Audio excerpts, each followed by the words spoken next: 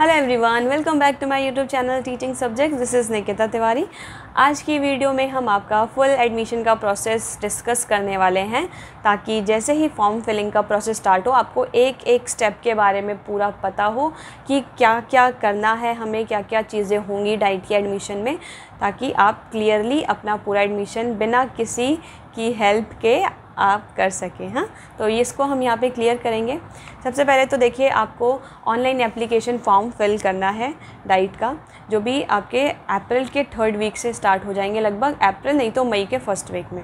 उन्होंने जो अपनी ऑफिशियल वेबसाइट है उस पर अप्रैल का ही टाइम दिया है, 3rd वीक का। इसके बाद आपको क्या करना है, ऑनलाइन फॉर्म जाके फिल करना होगा। फिर आपके एंट्रेंस की एक डेट डिसाइड की जाएगी, मतलब फॉर्म फिल करने के लिए लगभग 1 वीक का टाइम आपको मिलेगा। उसके बाद आपको एक डेट दी जाएगी कि इस दिन आपका एंट्रेंस एग्ज़ाम होगा। जब आपका एंट्रेंस एग्ज़ाम हो जाता है, उसके लगभग 1-2 हफ्ते बाद वो पूरा एक टाइम टेबल आता है कि किस दिन आपका फॉर्म फिल किया जाएगा, किस दिन आपका रिज़ल्ट डिक्लेयर होगा, किस दिन एंट्रेंस होगा। सबका एक फॉर्मेट आता है। तो जैसे ही वो आएगा मैं आपके साथ वो शेयर करूँगी। मैं अभी आपको बस प्रोसेस बता रही हूँ कि क्या क्या होता है एडमिशन में। आपने जब फॉर्म फिल किया उसके बाद आपका एंट्रेंस टेस्ट होगा। एंट्रेंस टेस्ट के 5-7 दिन बाद उसका रिज़ल्ट आएगा। रिज़ल्ट आता है तो आपको एक रैंक लिस्ट आती है। रैंक लिस्ट में बताएंगे कि रैंक 1 कौन लाया, रैंक 2 कौन लाया, 3, 4, 5, 6 ऐसे कितनी रैंक बच्चे लेके आए हैं। लगभग अगर 5000 बच्चों ने पेपर फिल किया है तो 5000 रैंक आएगी। उसमें से अब क्या होता है कि लगभग 1000 के आसपास, 900 तो जनरल के लिए है सीट, और 1200 के आसपास जो है ओवरऑल सीट होती हैं। 1200-1300 के आसपास जो है ओवरऑल सीट होती हैं आपके गवर्नमेंट डाइट के अंदर। तो उसमें आपका नंबर आएगा। तो स्टार्टिंग के जो 1200 के आसपास जिन भी स्टूडेंट का होगा उनको कोई ना कोई गवर्नमेंट डाइट या प्राइवेट डाइट मिल जाता है। उसके बाद इसमें भी होता है मतलब लिस्ट आती है, राउंड 1, राउंड 2, राउंड 3। हाँ, तो जो फर्स्ट कट ऑफ आएगी उसमें कुछ बच्चों का एडमिशन हो जाता है। अब अगर आपको फर्स्ट कट ऑफ में एडमिशन नहीं लेना है तो आप सेकेंड राउंड के लिए ट्राई करते हैं। उसके लिए भी आपको फॉर्म में जाके, जो आपका एप्लीकेशन फॉर्म है उसमें जाके बताना होता है कि नहीं, हम इस वाले राउंड में जो सीट को फ्रीज़ करते हैं या फ्लोट करेंगे। फ्लोट करना मीन्स हम सेकेंड राउंड में जाएंगे, और फ्रीज़ मतलब नहीं, मुझे जो डाइट मिला है मैं इसी में एडमिशन करवाऊंगा अपना।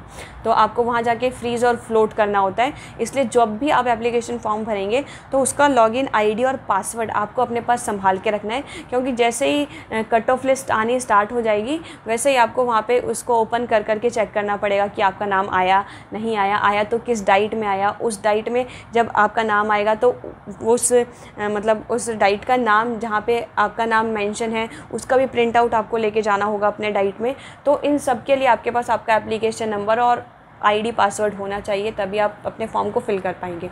तो अभी स्टार्टिंग से ही अपना ये सारा जो चीज़ है वो क्लियर करके रख लीजिएगा। फिर फर्स्ट राउंड हो गया। फर्स्ट राउंड में आपका नंबर नहीं आता तो आप सेकंड राउंड का वेट करेंगे। सेकंड में नहीं आता तो आप थर्ड का वेट करेंगे। लगभग 3 लिस्ट लेके आते हैं। इसके बाद क्या होगा कि आपको सीट चाहिए तो आप सीट फ्रीज़ कर देते हैं, नहीं चाहिए तो आप फ्लोट करेंगे और सेकंड राउंड तक ट्राई करते हैं। ज़्यादा से ज़्यादा आप 3 राउंड तक जाते हैं। 3 राउंड में अगर नहीं हुआ तो फिर 4th राउंड का कोई मतलब नहीं है, क्योंकि 4th राउंड होगा नहीं। इसके बाद वो लोग काउंसलिंग करवाते हैं। काउंसलिंग में क्या होता है कि अगर 3 लिस्ट तक सब बच्चों ने एडमिशन करा दिया, लगभग 100-200 के आसपास सीट बच गई है, तो एक काउंसलिंग का अलग से फॉर्म फिल किया जाता है, जो कि 1000 रुपये का होता है। उसमें जो काउंसलिंग का फॉर्म फिल करेंगे सिर्फ वही स्टूडेंट फ़ाइट करते हैं। जैसे 100 के आसपास सीट बच गई, फर्स्ट सेकंड थर्ड राउंड में सबका एडमिशन होने के बाद 100 सीट बची ओवरऑल दिल्ली के अंदर। जब दिल्ली के अंदर 100 सीटें बची हैं तो उसमें लगभग 500 स्टूडेंट ने काउंसलिंग का फॉर्म फिल किया। तो उन 500 स्टूडेंट में फ़ाइट होगा कि कौन उन 100 सीटों में कितनी कितनी सीट लेके जाता है। तो वो आपके ऊपर है कि आप काउंसलिंग का फॉर्म उस टाइम भरते हैं या नहीं भरते हैं। तो वो काउंसलिंग का फॉर्म भरने के लिए भी आपको अपने जो पहले फॉर्म फिल किया है उससे आईडी पासवर्ड से लॉगिन करके वहाँ जाके आपको फॉर्म फिल करना होगा। तो ये सारा आपको अपना जो भी एप्लीकेशन फॉर्म फर्स्ट डे आप फिल करेंगे उसकी डिटेल्स आपके पास अच्छे से होनी चाहिए। तो आप कैफे से जाके अपना फॉर्म फिल करवा रहे हैं तो भी सारा डॉक्यूमेंट और आईडी पासवर्ड आपको अपने पास संभाल के रखना होगा। तो ये प्रोसेस था।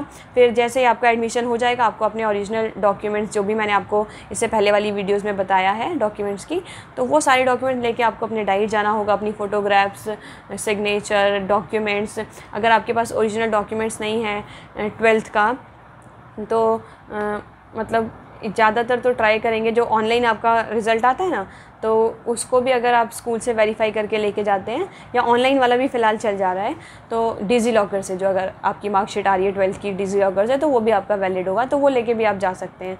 अपने डॉक्यूमेंट सारे वहाँ लेके जाएंगे, सबकी कॉपीज़ लेके जाएंगे, वहाँ पे सबमिट हो जाएगा, आपको फ़ीस सबमिट करनी होगी और फिर आपका एडमिशन ले लिया जाएगा। उसके बाद वो मतलब 1 हफ़्ते का लगभग टाइम देंगे कि 1 हफ़्ते बाद आपकी जो है क्लासेस स्टार्ट हो जाएंगी। तो ये पूरा प्रोसेस था कि आपको स्टार्टिंग से लेकर एंड तक कैसे कैसे किस किस स्टेप से गुजर के डाइट में एडमिशन लेना है। अगर आपको वीडियो पसंद आए तो प्लीज़ लाइक शेयर सब्सक्राइब कीजिएगा, बेल आइकन को दबा दीजिएगा, ताकि कोई भी इन्फॉर्मेशन हो तो वो जल्दी से जल्दी आपके पास पहुंच जाएगी। और कोई भी आपका डाउट अभी भी है तो आप जल्दी से कमेंट बॉक्स में जाके कमेंट कर दीजिए, मैं आपका डाउट क्लियर कर दूँगी। Thank you.